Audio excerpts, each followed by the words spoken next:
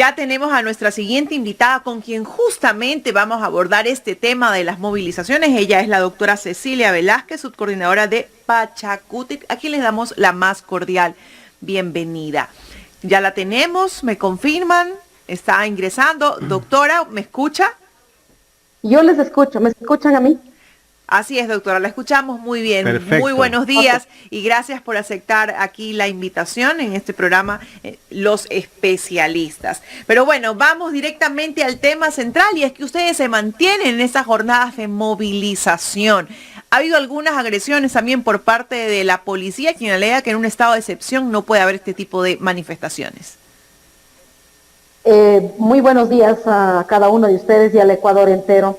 Bueno, nosotros hemos advertido desde hace rato, en el momento en que afecten al bolsillo de los ecuatorianos, a la gran mayoría de los ecuatorianos, seguramente van a haber las reacciones y producto de ello justamente provocado por el Ejecutivo el día viernes con este decreto ejecutivo de la subida o de la congelación, subida y congelación del precio de los combustibles, porque tampoco se entiende bien, es justamente la reacción de la ciudadanía en general que ha pasado el día de ayer y que continúan ahora. Evidentemente estamos en un estado de excepción, pero eso tampoco va a impedir a que la población pueda manifestarse porque han metido la mano al bolsillo de los ecuatorianos y de los empobrecidos de este país. Eso, ¿qué íbamos a esperar? ¿Que no haya reacciones? No, iba a haber reacciones y evidentemente ahí está. Y la agresión de parte de las Fuerzas Armadas ha sido demasiadamente drástica. Lo hemos llamado la atención desde el día de ayer al señor presidente de la República, a la señora ministra, que tiene que haber un control. Están en la obligación, sí, de mantener la calma, la paz, etcétera, pero sin agresiones. No es posible que hayan ingresado a las casas de familias, hayan sacado a los dirigentes y hayan encarcelado. En eso no vamos a compartir, vamos a seguir en la lucha y en manos del señor presidente Lasso está el que apague o no este fuego que está encendido. Doctora, a ver, hay algo que no comprende el pueblo y es que en días pasados se reúne el presidente de la República con la dirigencia de Pachacutic y con algunos otros sectores. Digamos que así, entre comillas, o lo que expone es que llegan a un acuerdo. Llegan a ese acuerdo y luego se manifiesta, bueno, pues que se congela el precio de los combustibles y luego escuchamos que no están de acuerdo y que hay movilizaciones. ¿Qué pasa? ¿Están divididos los bloques? No están las personas que deberían estar en estos acuerdos o en estas conversaciones. ¿Cuál es la realidad? Por un lado vemos que se reúnen, por otro lado fijan o establecen acuerdos y después vemos movilizaciones. ¿Qué pasa?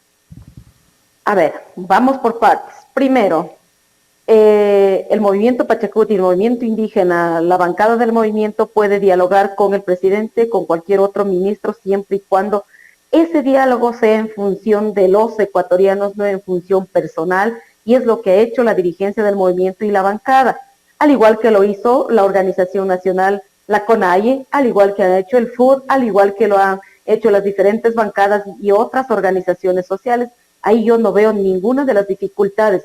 Una cosa es que el presidente haya tomado una decisión en el último diálogo, que no fue exclusivamente del tema del diálogo sobre los combustibles en el caso del movimiento Pachacutic, sino de la agenda legislativa, porque eso le corresponde. Sin embargo, como a mí también me afecta el precio de los combustibles, también al señor asambleísta, también al coordinador, también al dirigente, entonces, ¿qué? Teníamos que hablar también sobre ese tema, y de hecho lo hemos hablado, pero no ha habido una fijación de los precios.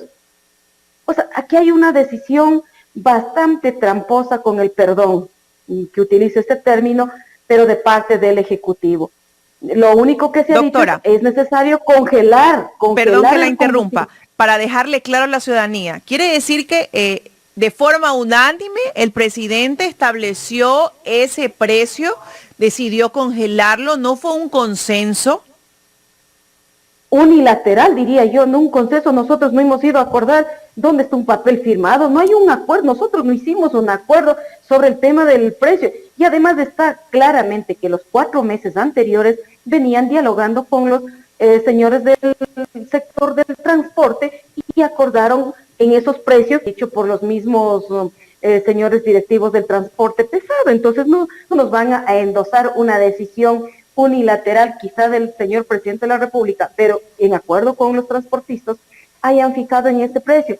Todo, porque ¿en qué cabeza puede caber que el movimiento Pachacuti, en este caso, o la bancada haya hablado sobre el incremento del precio del combustible? Eso es, no hay por dónde, no hay lógica si nosotros hemos estado exigiendo que se debe derogar por un lado todos los decretos y volver al precio del 2019, pero por el otro lado también dando salidas, es decir, ok, listo, no hay cómo derogar esos decretos, entonces congelemos al precio actual. Pero ¿a quién se le ocurre poner el paquetazo y querernos endosar al movimiento? De eso no las compartimos y lo decimos muy frontalmente al señor presidente de la República y a todo su gabinete. Y por eso pues la reacción, y nosotros también estamos en las calles, y justamente ahora para poder llegar acá a Quito, porque tengo una reunión del movimiento, tuve que pasar varias dificultades para poder llegar. Esto, la mecha está encendida y es muy probable que esta mecha no se apague en corto tiempo.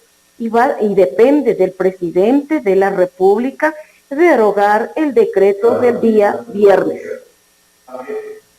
Ok, doctora, entonces vamos a dejarle un poco claro y decir que fue una decisión no unánime, sino unilateral el tema de elevar el precio del combustible y de una u otra forma congelarlo. Ahora, ¿ustedes, debido a las manifestaciones de ayer, han tenido algún acercamiento o alguna llamada del gobierno para sentarse nuevamente a dialogar? Siempre el diálogo es el camino. Nosotros estamos por el diálogo. La CONAIE está por el diálogo y todos los sectores sociales están por el diálogo. Es necesario sentar en una mesa, dialogar, pero también el diálogo tiene que ser escuchado, aprender a escuchar lo que dice la mayoría de los ecuatorianos. O sea, no porque fungimos de una función, tenemos que tomar decisiones en desmedro de la población empobrecida, que estamos saliendo de la pandemia, que estamos sobreviviendo esto de la crisis económica. O sea, no es posible que hayan esas decisiones yo digo, antipopulares. Hay que un poco en el plano también de la ciudadana. Nos han dicho, es que todos tenemos que aportar. Ok, y hemos aportado. Con la subida de los combustibles, estamos incluso aceptando de que se diga hasta junio, y nosotros hemos dicho, ya, hasta junio no hay chance, ok, no hay chance, pero al precio del 4 de octubre, hagamos el congelamiento y la hemos apoyado para poder salir de esto. No sé, y además hay que pensar en el tema de la reforma agraria. Hay que tomar en cuenta cómo salir de esto de la desnutrición infantil crónica que tenemos. ¿Cómo hacemos la reactivación económica? ¿Cómo hacemos de fortalecer el sistema educativo después de 2 años de haber sufrido nuestros hijos ahí sin una red, sin internet, sin una laptop, sin un teléfono? Eso es grave, no nos están poniendo. Cuando yo en el sector agropecuario, hace 2 meses, el quintal de uria compraba personalmente, porque me dedico a la ganadería, compraba en $23, ahora estoy comprando en 33. El litro de aceite que compraba hace un mes atrás en $1.45, en $1.50, ahora compro en $2.45, en $2.50. ¿Y qué se llama eso? Eso es subida de los precios a los productos de primera necesidad, y ahí la población empobrecida no va a soportar, y por eso es la reacción. ¿Cómo es que el presidente de la República encontró a Lorenza y Lorenza le contó que vive con $20 mensuales? Yo creo que Buenos días, doctor. no, yo no quiero Buenos días, yo no quiero exagerar, pero esa Lorenza, no sé dónde haya encontrado todo, pero yo estoy hablando de la vida real, de lo que vivimos día a día. La gente, los comerciantes ambulantes, que son una gran cantidad, ellos tienen que vender día a día para poder comer. En Guayaquil, la pobreza es tan alta de la gente que tiene que trabajar todos los días para comer. Si no trabajas todos los días, no vendes algo, no vas a poder llevar el pan del día a tu casa. Entonces, frente a eso, ¿qué es lo que está haciendo el gobierno? No está haciendo nada, a más de lo que obviamente del tema de las vacunas, que ha sido un éxito y de hecho era su obligación de atender a la población en ese sentido. Pero no puede quedar solo ahí. Vamos con el tema de los créditos para la reactivación del sector agropecuario. En la pandemia, los pueblos originarios, los pueblos rurales, especialmente las mujeres, no hemos parado de producir para dar de comer en las ciudades. Entonces, frente a eso tenemos que responder y no solamente decir, es que tienen que aportar. Sí, nosotros la hemos aportado y vamos a seguir aportando, pero también hay que ser coherentes y consecuentes con la población que le eligió. La población le eligió para que haya paz, armonía, trabajo, empleo, educación, salud, vivienda. Doctora Cecilia Velázquez, hace pocos minutos el vocero presidencial Carlos Gijón ha dicho que el gobierno no bajará los precios de los combustibles. O sea, no habrá diálogo con el sector de la CONAIE, con todas las organizaciones sociales del país, porque eso es lo que buscan, que el presidente de la República congele los precios de los combustibles, pero no como él lo ha dicho, que congelé los precios como me lo pidieron, y como la prensa tradicional también lo ha anunciado, que el gobierno ha congelado los precios de los combustibles. El presidente ha ratificado que se mantiene en su palabra. Ha congelado el precio, sumando, o más bien dicho, haciendo que el futuro regrese al presente. ¿Cómo es eso?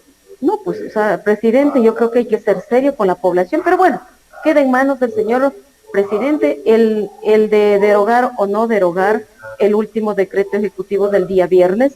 Queda en manos del señor presidente si es que quiere o no tener armonía en el país.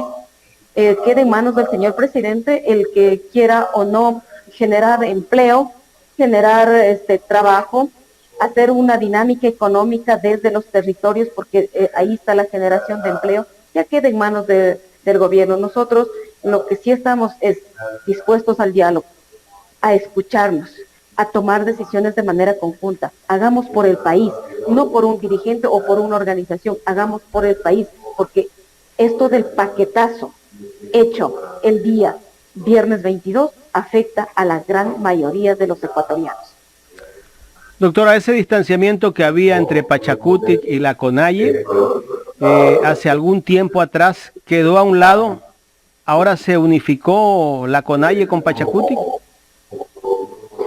No existe ningún enfrentamiento que haya puntos distanciamiento de vista de un dirigente u de otro, o igual, si el distanciamiento de un dirigente a otro dirigente no es la CONAIE, no es el movimiento Pachacutic, son puntos de vista que tenemos, y además en esta gran diversidad de entendernos también es súper complicado, y además con el decreto del día viernes 22 de parte del Ejecutivo se ha complicado, sí, porque hubo una desinformación, porque a quién se le va a ocurrir a que congele los precios de los combustibles incrementando el precio. O sea, no hay lógica, perdone, pero la palabra para nosotros es sagrada, es de respeto. Los papeles no, incluso para nosotros no cuenta, pero es la palabra la que cuenta. Pero eso no ha sido respetado, pero bueno, en ese sentido, y además nosotros no nos fuimos por el punto de los combustibles, el diálogo que tuvo el movimiento Pachacutic, sino de la agenda legislativa y del proyecto de ley que está presentando el señor presidente de la República, luego de que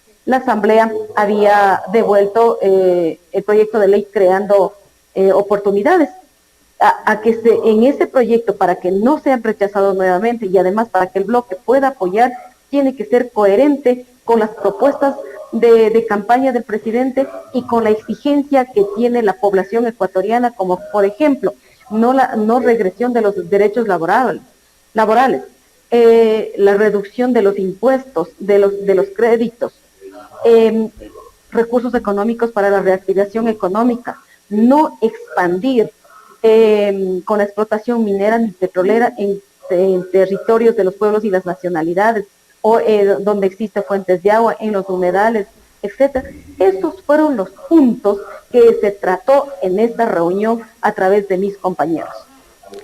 Hace pocos minutos entrevistábamos aquí al ex ministro de Economía, Mauricio Pozo, y él decía que las decisiones, las políticas económicas que está implementando este gobierno son las políticas que tiene que seguir un gobierno, sea de izquierda o de derecha, porque el país necesita hacer reajustes económicos.